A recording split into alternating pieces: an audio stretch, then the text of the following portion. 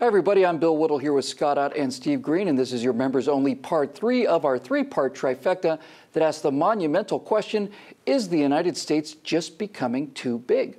Too big to govern, too big to respond to the people, too big to stop spending money, and all the rest. So, in this final installment, I thought we might give you three potential views of what a manageable country might look like early in the 21st century. Steve, let's start with you. Would it be guns, beans, and bacon in your mountain redoubt of a future America, or do you think you might be able to make it a little more civilized than that? Oh, cocktails are always civilized. You betcha. But you know what a prosperous civilization needs, and this goes back to the first segment when I talked about this sort of genius for the English-speaking peoples to organize and reorganize and deorganize themselves organically, and it will. And in some wonderful and ingenious ways. And really, when you get down to it, you only need two ingredients for a prosperous civilization. And, you know, the bullets and beans and all that good stuff isn't bad, but that's the result. All you really seem to need are two ingredients, liberty and the English language. And they seem to intertwine in a way that no other two political and social concepts do quite anywhere else in the world. English and liberty. And in the pursuit of multiculturalism, we've given up on English, and in the pursuit of this ever-expanding welfare state, we've given up on liberty, and we wonder why this once completely, well, maybe not manageable, because liberty is inherently messy, but why this once well-governed nation has suddenly become impossible to govern. Well, we've given up two of the essential things to that. Yeah, you got that right, buddy. Scotty, you recently moved to the nearest thing we have to a country within a country, and that would be the Republic of Texas. Is there a way to keep things small enough to work, and is Texas indeed the example that we're all going to end up emulating whether we like it or not? Well, as we record this, yesterday was Texas Independence Day. And when we declared our independence from Mexico, of course, since then, we've put ourselves back under the sovereignty of Mexico and are now a client state to Mexico. But during Texas Independence Day, we celebrate here in Texas by doing as we dang well please on March 2nd, which is what we do every other day of the year as well. There is something that is really special about Texas, and I think few other states get to experience the fullness of it as much as we do. It's interesting because it was thought throughout history that the idea of a republic could not survive a large territory. It would have to be confined to essentially a city or a city-state. And James Madison's real innovation was to say, look, there is an evil that besets men. Madison kind of came at it from a Calvinist point of view, that we are born sinful creatures, and not really Calvinist, it's a biblical point of view. And he said, look, the humans will gather into clusters of factions that will seek their own interest against the common good. And the only way to defeat faction is to set faction against it. And so a republic can work over a large territory if you're able to set faction against faction. So to that extent, having a large legislature at the federal level is not a bad thing. The idea being that they will essentially tie each other up and won't be able to get much evil done.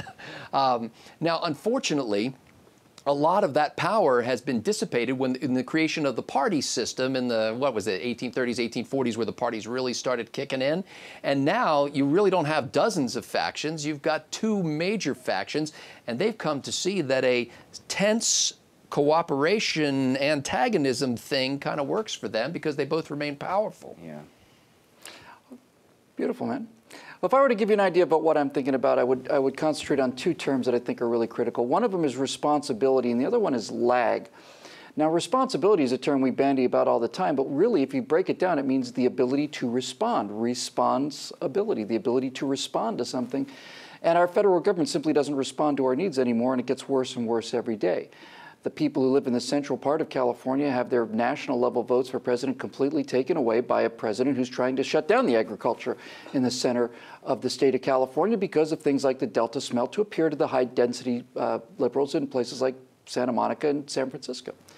It's not responsible. It's not responding to the needs of the farmers in the Central Valley of California. California would be better off split into several states. That way the people in Santa Monica and San Francisco get the government and the votes that they wanted, and likewise the people that are feeding them would get a chance to have a say in things nationally as well. So breaking things into smaller pieces is making things more respondable, more responsible in a way.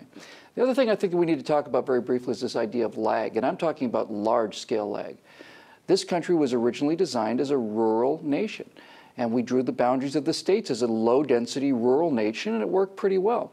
Along comes the industrial era and concentration of people into cities, and once we had the industrial era at our footsteps, everybody had to be in one place because factories had to feed each other and they had to be close to ports and so on.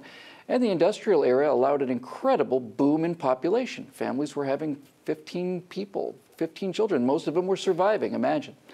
So we had the high-density cities that we find ourselves in today. But when I talk about lag, I'm talking about how the industrial era lagged behind the agriculture era. We're in the information age now. And our industrial era federal government is lagging behind the new economy. It's simply not able to respond fast enough. We don't need to live in cities anymore. The work that we do right now is coming to you from a city here in Los Angeles. I'm in a big studio, industrial era kind of thing with a big step, but Steve and Scott are coming to you, frankly, from their basements. It's possible to not have to live in big cities anymore. And as we get to this idea that we don't have to be in big cities anymore, this giant idea of a top-down, centralized, vertical, industrial era federal economy becomes more and more of a dinosaur every day. And we can remember what happened to the other dinosaurs, the real ones. Big, slow, gigantic animals were eventually wiped out by changing climatic conditions, and only the very small, the very quick, and the very smart survived. My vision of America is a United States of America. I love the United States of America. It should consist of 100, maybe 150 states, the Republic of Northern Idaho, the Republic of Santa Monica, where everybody still has some sense of responsibility, and the little bits of money that go to the federal government cover only the things that the federal government was intended to provide in the first place. Roads and a military to defend all of us. I think that's where the answer is. I really do. And strangely enough, I never thought I'd really say it, but maybe it's time, ladies and gentlemen, for us to get back to talking about the country the way we talked about the country when the country was founded. Prior to the Civil War, we would say that the United States are prepared to do this, the United States are prepared to do that. That's right. It was the Civil War that fused us into one federal nation. The United States is prepared, the United States is willing. It may be time for us to go back to thinking of ourselves as a collection of republics, not as a single republic. That may be where the future is, where all of us remain as happy as we possibly can be. How about you? It's a marketplace of ideas, and the shelves are pretty empty out there sometimes, so we invite you to describe your future America in the comments section located below.